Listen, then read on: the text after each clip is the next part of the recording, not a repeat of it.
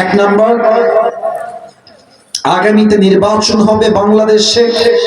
আমি আজকে আসিফ হুজুর হিসেবে নয়, just as a citizen of Bangladesh, দেশের একজন নাগরিক হিসেবে বলছি, আগামীতে বাংলাদেশে আমরা প্রধানমন্ত্রী হিসেবে কোন নারীকে সেকেন্ড টাইম বাংলাদেশে আর দেখতে চাই না। এক নাম্বার কথা, আমরা কোন নারীকে ক্ষমতায় দেখতে চাই না। দুই নাম্বার কথা, আমরা আগামীর বাংলাদেশে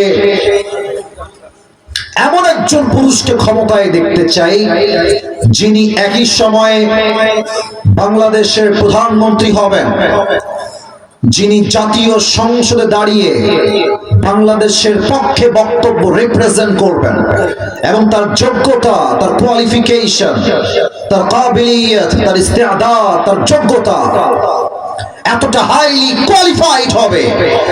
আমার দেশের প্রধানমন্ত্রী যেমন জাতীয় সংসদে দাঁড়িয়ে দেশের পক্ষে বক্তব্য দিবে, আমার দেশের প্রধানমন্ত্রী চাইলে বাংলাদেশের ঢাকার জাতীয় মসজিদ বাইতুল মুকাররমে দাঁড়িয়ে জুমার খুতবা দেওয়ার যোগ্যতাও রাখবে কিশোরগঞ্জের ভাই।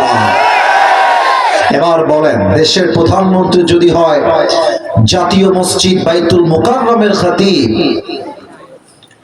সেই দেশে কি ঘুষ আর সুদ থাকবে? ডাকাতি থাকবে? জেনা থাকবে? ধর্ষণ থাকবে? পুরো দেশটাই সোনার বাংলাদেশ হয়ে যাবে, ঠিক কিনা বলে?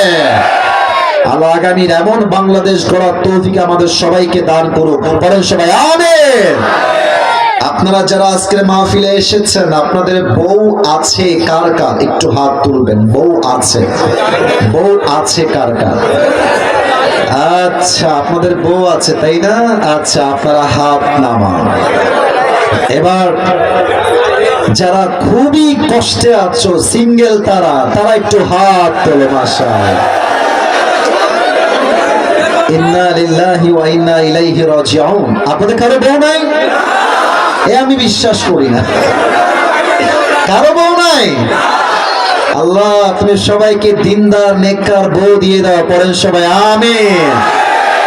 আমি আমার একটা ওয়াজে মজা করেই বলেছিলাম যে শীতকালে যার বউ নাই তার জীবনে কিছুই নাই। যুবক ভাইরা বলো, আমি তো এইটা বিশ্বাস করি, একজন যুবকের চরিত্র কম্বল দিয়ে ঠিক হবে না, ল্যাপ দিয়ে ঠিক হবে না, বালিশ দিয়ে ঠিক হবে না। একজন যুবকের চরিত্র ঠিক হবে একমাত্র বউ দিয়ে। যুবক ভাড়া আব্বা বোঝে না রে, আব্বা বোঝে না। আল্লাহ আমার প্রিয় আব্বা জানদেরকে বোঝার তৌফিক দান করে, পড়ে সবাই আমিন। একটা তিতা কথা বলবো।